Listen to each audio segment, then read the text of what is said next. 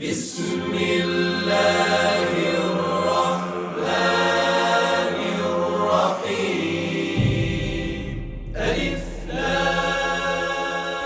লাম র, এগুলো হচ্ছে একটি সুস্পষ্ট গ্রন্থের আয়াত। নিঃসন্দেহে আমি একে আরবি কোরআন হিসেবে নাজিল করেছি যেন তোমরা তা অনুধাবন করতে পারো। হে নবী, আমি তোমাকে এ কোরআনের মাধ্যমে একটি সুন্দর কাহিনী শোনাতে যাচ্ছি যা আমি তোমার কাছে ওহী হিসেবে পাঠিয়েছি, অথচ তার আগ পর্যন্ত তুমি এ কাহিনী সম্পর্কে ছিলে সম্পূর্ণ বেখবর লোকদেরই একজন। এটা হচ্ছে সে সময়ের কথা যখন ইউসুফ তার পিতাকে বলল, হে আমার পিতা, আমি স্বপ্নে দেখেছি 11টা তারা, চাঁদ ও সূরজকে আমি এদের আমার প্রতি সাজদাবনত অবস্থায় দেখেছি। একথা শুনে তার পিতা বলল, হে আমার স্নেহের পুত্র, তুমি তোমার এই স্বপ্নের কথা কিন্তু তোমার ভাইদের কাছে বলে দিও না। তারা তোমার বিরুদ্ধে ষড়যন্ত্র আঁটতে শুরু করবে, কেননা শয়তান মানুষের খোলাখুলি দুশমন।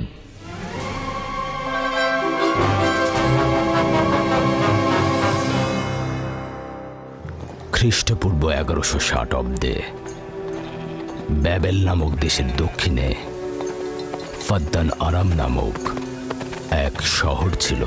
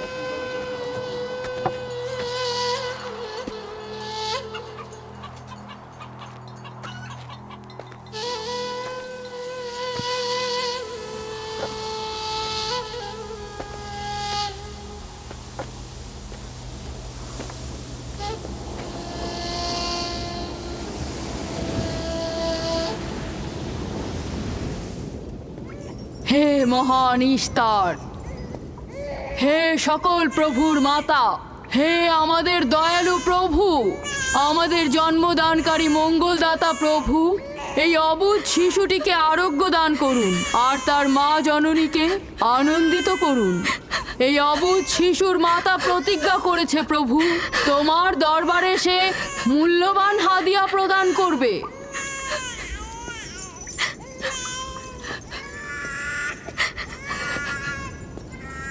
আমি মহান ইস্তারের কাছে প্রার্থনা করেছি যেন তিনি তোমার সন্তানকে জীবিত রাখেন। তুমি এখন তোমার সন্তানকে নিয়ে যেতে পারো। তুমি তোমার সন্তানকে ঠিক সেভাবে মানুষ করবে যেন সে বড় হয়ে নিজেকে ইস্তারের সেবায় বিলিয়ে দিতে পারে। আপনিও মহান ইস্তারের কাছে আমি অনেক কৃতজ্ঞ। মহান ইস্তারের ওপর রহমত বর্ষিত হোক। আপনার ওই ইস্তারের মেহেরবানিতে আমার মৃত সন্তান জীবিত অবস্থায় ফিরে এসেছে। ইস্তার মহান, তার ওপর রহমত বর্ষিত হোক। ইস্তার মহান, তার ওপর রহমত বর্ষিত হোক। মহান ইস্তার, তার ওপর রহমত বর্ষিত হোক। ইস্তার মহান, ইস্তার মহান, তার ওপর রহমত বর্ষিত। এই বাচ্চাটির মতো আমাদের সন্তানও নিশ্চয়ই সেরে উঠবে, তাই না? ইস্তার খোদা দয়ালু ও শক্তিশালী, তিনি নিশ্চয়ই আমাদের বাচ্চাকে সাফা দেবেন। হ্যাঁ, আমারও তাই মনে হয়। চলো যাই। তোমাদের এ কি হলো? তোমরা তো নিজেরাই ফেরেশতার সেজদা পেয়েছো, আর এখন কিনা নিজেরাই নিজেদের সেজদা করছো। এই পৃথিবীর সৃষ্টির সকল কিছুই ইনসানকে তাসলিম করে, আর তোমরা কিনা প্রাণহীন নির্জীব পাথরকে তাসলিম করছো। এই শোনো, খবরদার বলছি, তুমি এসব বেহুদা কথাবার্তা বলে আমাদের খোদাকে অপমানিত করবে না।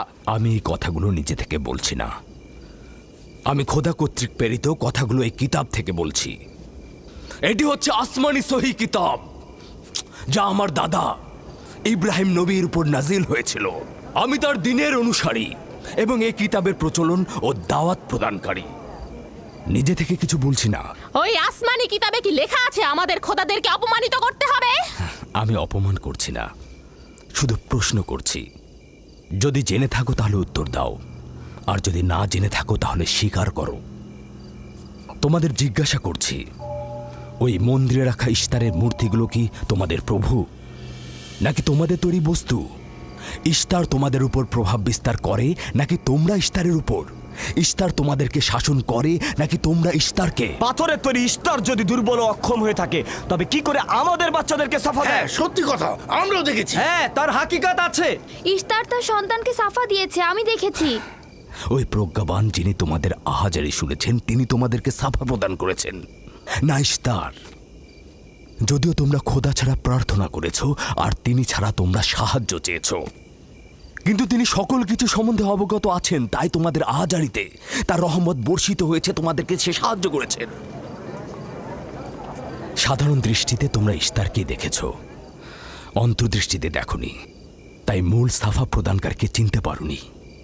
ইয়াকুবের কথার মূল অর্থটা আমি এখন বুঝতে পারছি।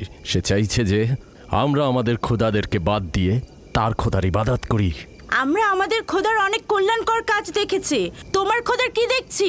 আমি তোমাদেরকে সকলের চাইতে ঊর্ধ্বে অবস্থিত খোদার দিকে আহ্বান করছি। তিনি সৃষ্টি সকল কিছুর চাইতে ঊর্ধ্বে। তাই নাকি? কি করে বুঝবো তোমার খোদা অন্যান্য সকল খোদার চাইতে ঊর্ধ্বে? তুমি আর তোমার খোদা ও ইস্তারের মন্দিরের ধর্মযাজকের মতো স্বর্ণরৌপ্য লুটে নিতে চাইছো না, তা কি করে বিশ্বাস করব? আমার বাস্তব অবস্থা হচ্ছে, আমি গভর্নর লাবানের নিয়োজিত রাখাল। আমার কোনো কিছুই নেই, আর কোনো কিছুর জন্য আমি কারো কাছে প্রতিদানও চাইনি। তোমরা কি আমাকে আমার কাজ অন্বেষণ না রাখালি করা ছাড়া আর কিছু করতে দেখেছো? দেখেনি জন্য কি এখন আমাদের দেখতে হবে? তুমি হয়তো সুযোগের অভাবে ভালো আছো, নয়তো তুমিও কোনো অংশে কম যেতে না। তোমরা সবাই একই রকম। ধর্মকে তোমরা মুখোশ বানিয়ে নিজেদের আখের গুছিয়ে নাও, সহজ সরল মানুষদের ঠকিয়ে তাদের সম্পদের রাজা হও। তোমার কষ্ট বুঝতে পারছি। তোমার সন্তান মৃত্যুর কোলে ঢলে পড়েছে, অথচ কেউ তাকে সাহায্য করতে এগিয়ে আসেনি। না ইশতার জাদুকর, না ওই মন্দিরের খোদা ইশতার। তাই সকল খোদাকে দোষারোপ করার অধিকার হয়তো তোমার আছে। মন্দিরের অক্ষম ইস্তারের সঙ্গে আমার কোনো কাজ নেই। আমার কথা তোমার না দেখা প্রভুর সঙ্গে। আমরা অনেক ধৈর্য ধরেছি আর অনেক কষ্টও করেছি। এখন আর কোনো নতুন খোদাদের ধৈর্য ধরার মতো অবস্থা আমাদের নেই। আমাদের ধর্মযাজক আসছে, ফারাজ তার কথার শাস্তি পাবে। পালাও ফারিস, তুমি পালাও। ওইদিকে পালিয়েছে। ওইদিকে যাও, ওকে বন্দি করে নিয়ে এসো। দেখো যেন পালিয়ে না যায়। ওকে ছেড়ে দিন, যে ওকে করে মাফ হোক ওকে দিন, ধরে নিয়ে ফিরবে। ওকে ছেড়ে দিন, ওকে মাফ করে দিন।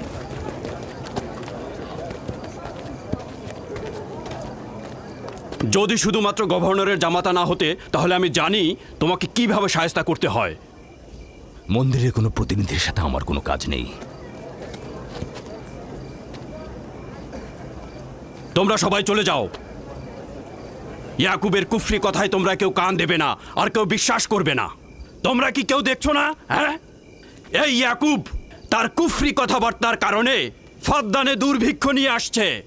আমাদের ধর্মযাজক ঠিক কথাটাই বলেছেন। ইস্তারের অভিশাপে বালা মুসিবত আসার পূর্বেই চলো চলো আমরা এখান থেকে চলে যাই।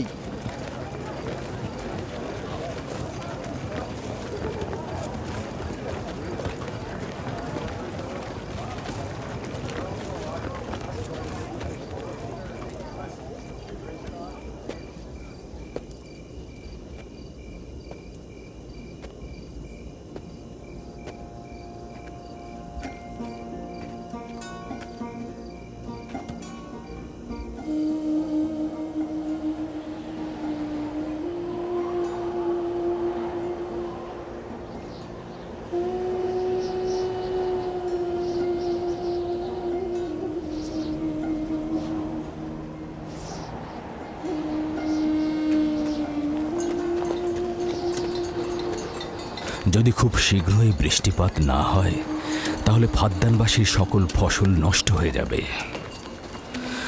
আশা করছি মহান খোদা অতি দ্রুতই বৃষ্টিপাত প্রদান করবেন। ওখানে কি হচ্ছে বাবা? এটা ফাদ্দানবাসীর প্রাচীন রীতিনীতি।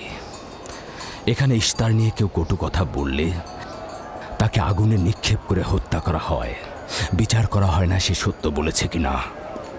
ছেড়ে দাও ছেড়ে দাও আমাকে বলছি করেছে ছেড়ে দাও আমাকে ছাড়ো বলছি হে মহান ছেড়ে দাও। ধর্মগুরু ওকে মাফ করে দাও আমাদের উপর রহম করো আমাকে ছাড়ো ছাড়ো আমার কি দোষ আমি তো কিছু করি নাই আমি কি বলেছি তোমাদের আমাকে আমাকে এভাবে বেঁধে নিয়ে যাচ্ছ আমাকে ছাড়ো শোনো, তুমি এখানে ভেড়ার পালগুলো দেখে রাখো, আমি একটু আসছি। ছাড়ো ছাড়ো ছাড়ো আমাকে এই, ছেড়ে দাও ছেড়ে দাও ছেড়ে দাও এই, তোমরা তোমরা নির্মমতা করছো তোমরা আমার উপর নির্মমতা করছো আমাদের রহম করো ছেড়ে দাও ছেড়ে দাও এই আমার কি দোষ আমার কি দোষ আমাকে ছাড়ো ছেড়ে দাও এই তোমরা আমার উপর অবিচার করছো ওই যে এই, দেখো ইয়াকুব কি রাখাল করছো?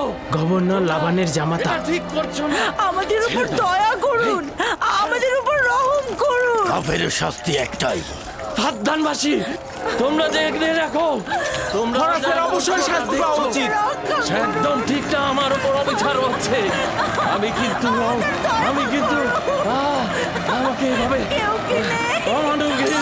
অমানবিক ভাবে পড়ানো হচ্ছে এটা তোমরা সহ্য করো না তোমরা জেগে ওঠো রক্ষা করুন ওকে রক্ষা করো আমাকে বাঁচাও বাঁচাও ফাদ্দানবাসী আমাকে বাঁচাও ফাদ্দানবাসী আমি বলছি আমি কোনো অন্যায় করিনি অভিযুক্ত ফারাজ ইস্তারের শত্রু ও পাথর দিয়ে ইস্তারকে আক্রমণ করতে চেয়েছে এবং আমাদের খোদাকে অসমর্থ ও নালায়েক বলে আখ্যায়িত করেছে। ফদ্দান শহরের প্রাচীন রীতিনীতি অনুযায়ী যে আমাদের খোদা ইস্তারকে অবমাননা করবে তাকে অবশ্যই আগুনে নিক্ষেপ করে হত্যা করা হবে। ফাদ্দানবাসী তোমরা কি এরকম চুপ করে পাথরের মতো আমাকে দেখে যাবে তোমরা কি কিছুই বলবে না আমাকে এরকম অমানবিক ভাবে অত্যাচার করে পোড়াতে যাচ্ছে এই লোকজন তোমরা কি কিছু বেচারা ফারাস তোমরা কি নিশ্চুপ হয়ে সারা জীবন দেখে যাবে ফাদ্দানবাসী দয়া করুন রক্ষা করো আমাকে কেউ তো এগো একদিন আমার মতো তোমাদের কেউ এভাবে পুড়িয়ে ফেলবে ওরা তোমরা চুপ করে থেকো না তোমরা এভাবে আমাকে মেরো না আমার প্রাণ ভিক্ষা দাও আমাকে এভাবে মেরো না বেহুদা কান্নাকাটি করো না হয়তো রক্তের মূল্য পরিশোধ করো নয়তো আগুনে পুড়বার জন্য প্রস্তুত হও তাকে আগুনে ফেলো না আমাকে এভাবে পুড়িয়ে মেরো না করো আমাকে প্রাণ ভিক্ষা দাও ওকে ছেড়ে দাও হে ফদ্দানের জনগণ আমাকে মেরো না আমাদের রহম আমি একটা কথা জানতে চাই, তার রক্তের মূল্য কত? মূল্য কি তুমি পরিশোধ করবে? না ও নিজেই তো ইস্তারের শত্রু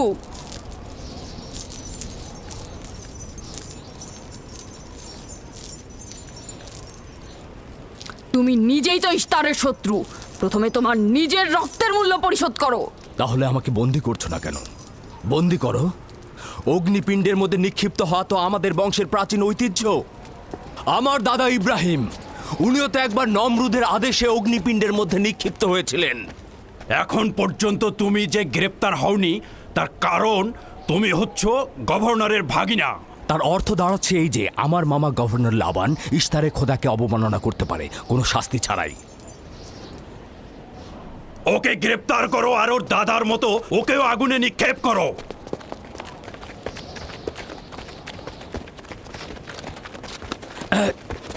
ছেড়ে দাও, আমার প্রশ্নের উত্তর দাও, ছেড়ে দাও আমাকে। এই, এখানে কি হচ্ছে এসব?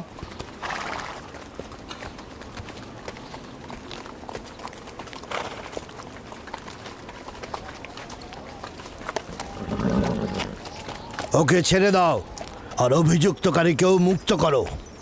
ফারাসের অবশ্যই শাস্তি পাওয়া উচিত যখন ইয়াকুব জীবনের মূল্য পরিশোধ করতে চায় তখন তোমাদের কোনো অধিকার নেই ওকে শাস্তি দেবার।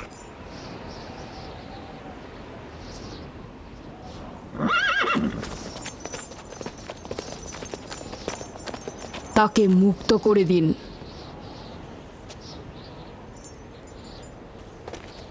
ইয়াকুব, তুমি অবশ্যই ফারাসের জীবনের মূল্য স্বরূপ 500 দিনার পরিশোধ করবে। হ্যাঁ, কোনো সমস্যা নেই, আমি এই অর্থ পরিশোধ করব।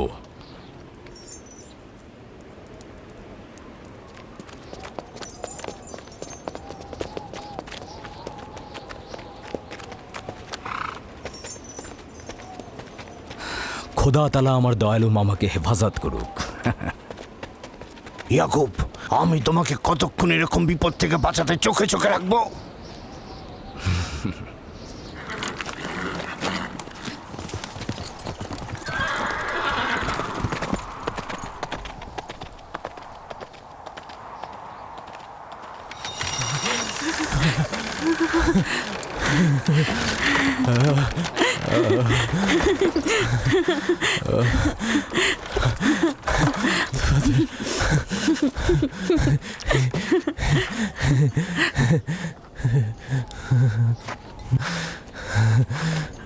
আপনি মহান, আমরা কৃতজ্ঞ, আমরা অনেক কৃতজ্ঞ আপনার কাছে, আপনার কাছে।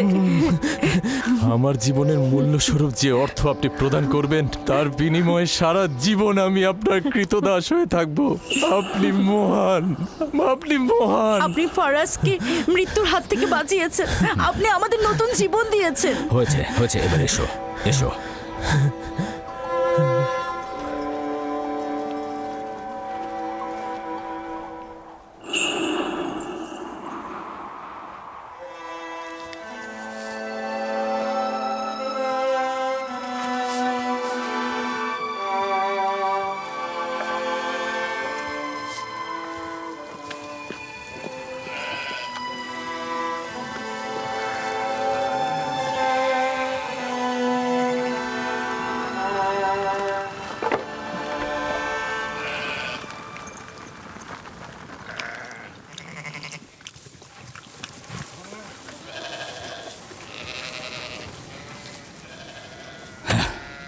লোকটি আসলেই খুব ভালো, আসার পর থেকে শুধু কাজই করে যাচ্ছে। হ্যাঁ, বছরের পর বছর ইস্তার, ফাদ্দান ও ব্যাবলের লোকজনকে অন্যায়ভাবে কোরবানি দিয়ে আসছে।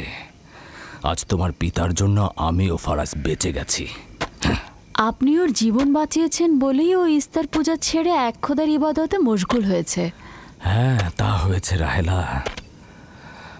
আসলে যখন সে মৃত্যুর হাত থেকে রক্ষা পেয়েছে তখনই এক খোদায় বিশ্বাস এনেছে। আমাদের মুসাফির কখন পৌঁছবে? খুব শীঘ্রই হে খোদার নবী, বেশি দিন বাকি নেই। বছরের পর বছর তোমার সন্তানের প্রতীক্ষায় রয়েছি। যদি খোদা চায় তো খুব শীঘ্রই এই প্রতীক্ষার অবসান ঘটবে।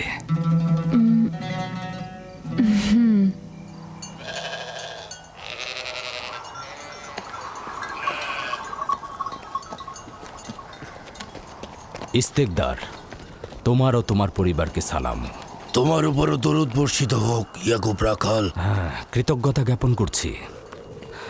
মন্দিরে ইস্তারের জন্য খোরমা হাদিয়ে নিয়ে যাচ্ছ?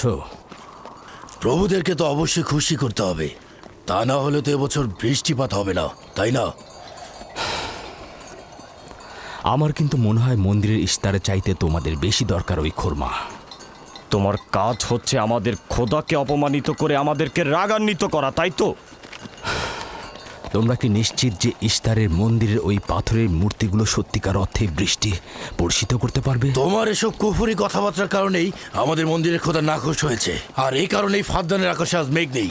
এই ইয়াকুব, ইস্তারের অবমাননা থেকে তুমি নিজেকে রক্ষা করো। চলে এসো, চলে এসো।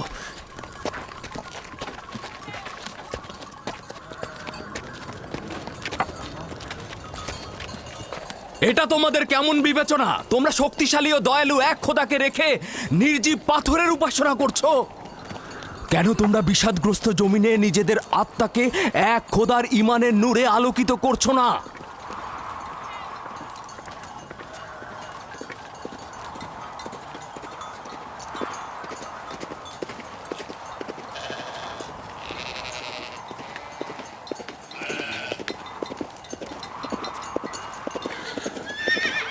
হে মহান ইস্তার ইলাহি, তোমার ফলপ্রসূ এই মন্দিরখানা তোমার শত্রুদের রক্ত দ্বারা পবিত্র করব।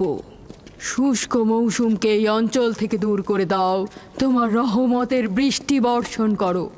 হে মহান ইস্তার ইলাহি, তোমার এই ফলপ্রসূ মন্দিরকে তোমার শত্রুদের রক্ত দ্বারা পবিত্র করব। হে মহান ইস্তার ইলাহি, এই অঞ্চলের শুষ্ক মৌসুমকে তুমি দূর করে আলী দাও। জনাব। তোমার রহমতের বৃষ্টি বর্ষণ করো। হে ইয়াকুব আবারও মহান মন্দিরের ইস্তার বিপক্ষে ইলাহি, দাঁড়িয়েছে। আমাদের খোদাকে তোমার অবজ্ঞা করেছে। রহমতের বৃষ্টি বর্ষণ করো। হে ইশতেকদারের সাথে মন্দিরে ঢোকার সময় কথা বলেছে। তোমার আমিও দূর রহমতের থেকে বৃষ্টি দেখেছি। বর্ষণ করো। হে মহান ইস্তার ইলাহি, তোমার ইয়াকুব হাত গুটিয়ে বসে থাকবে না। ধ্বংস করো, তোমার দুশমনদের ধ্বংস করো, আর ফারদানের জনগণের উপর রহমতের বৃষ্টি বর্ষণ করো।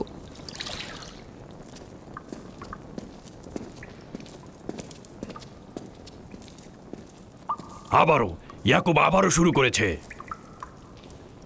আশা করছি ওর উপর এবার খোদার লানত বর্ষিত হবে। এখন আমাদের কি করা উচিত? লাবানকে এখানে ডাকো, তার সাথেই সমাধান করব। যত তাড়াতাড়ি সম্ভব লাবানকে আমন্ত্রণ করো।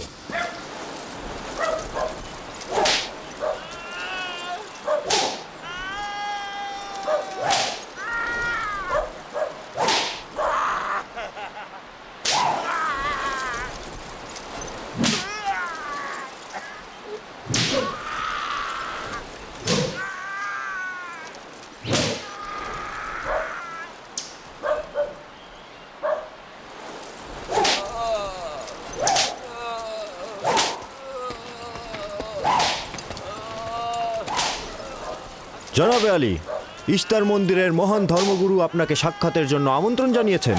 গুরুত্বপূর্ণ কিছু? হ্যাঁ জনাবে আলী। হ্যাঁ, এবার বন্ধ করো।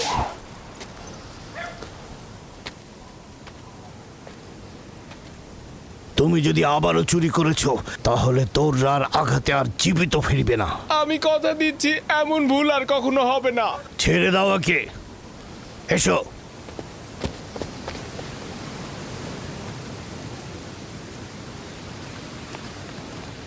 প্রকৃতপক্ষে বিষয়টা আসলে আপনার জামাতা ইয়াকুবকে নিয়ে। ইয়াকুবের আমলনামা তার নিজের সঙ্গে সম্পৃক্ত। আমি উত্তরদাতা নই। না ঠিক আছে, কিন্তু ইয়াকুব তো ইস্তারকে অবজ্ঞা করে। এটা ধর্মগুরুদের কর্তব্য তার প্রশ্নের উত্তর দেওয়া। আর যদি উত্তর দিতে সক্ষম না হও, তাহলে কেন আমার শরণাপন্ন হও?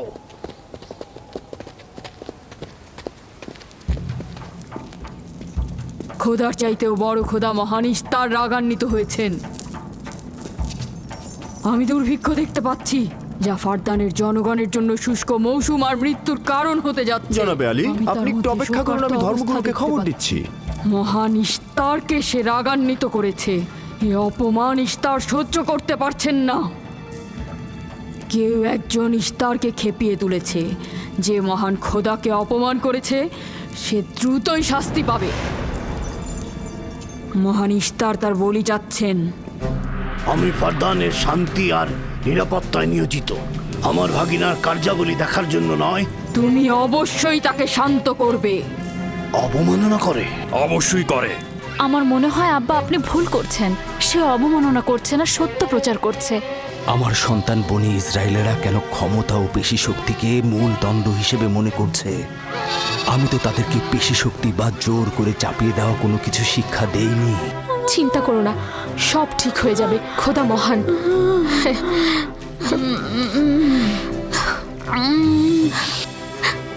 আগুন প্রথমে কাফেরের পোশাকের নিম্নাংশ গ্রাস করবে।